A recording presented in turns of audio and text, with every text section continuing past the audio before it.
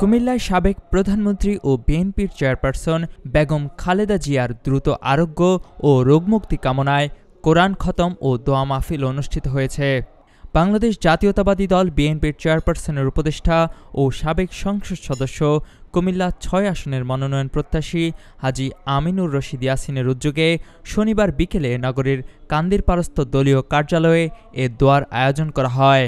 দোয়া মাহফিলে বিভিন্ন স্তরের রাজনৈতিক ও অঙ্গ সংগঠনের নেতারা উপস্থিত হয়ে বেগম খালেদা জিয়ার দীর্ঘায়ু ও দ্রুত রোগ মুক্তি কামনা করেন। মাহফিলে উপস্থিত ছিলেন বর্ষিয়ান বিএনপি নেতা ও সদর দক্ষিণ উপজেলা বিএনপির সাবেক সভাপতি এস.এ. বারী সেলিম, মাহবুবুর রহমান, কুমিল্লা মহানগর বিএনপির সাবেক যুগ্ম আহ্বায়ক শহীদুল্লাহ রতন, মাহবুবুর রহমান দুলাল ও আতাউর রহমান ছুটি। এছাড়াও মহানগর বিএনপির সাবেক সদস্য মুজিবুর রহমান কামাল, সদর উপজেলা বিএনপির সাধারণ সম্পাদক শফিউল আলম রায়হান, সাংগঠনিক সম্পাদক ওমর ফারুক উপস্থিত ছিলেন।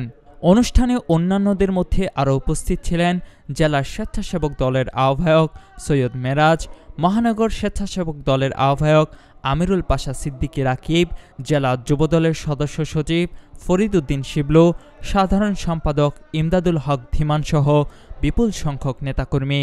এ সময় দলের কর্মী সমর্থকরা আবেগ আপ্লুত হয়ে প্রার্থনায় অংশ নেন। নেতৃবৃন্দরা বাংলাদেশসহ বিশ্বের সকল মানুষকে বেগম খালেদা জিয়ার সুস্থতার জন্য দোয়া করার আহ্বান জানান। কুমিল্লার কাগজ, নিউজ ডেস্ক।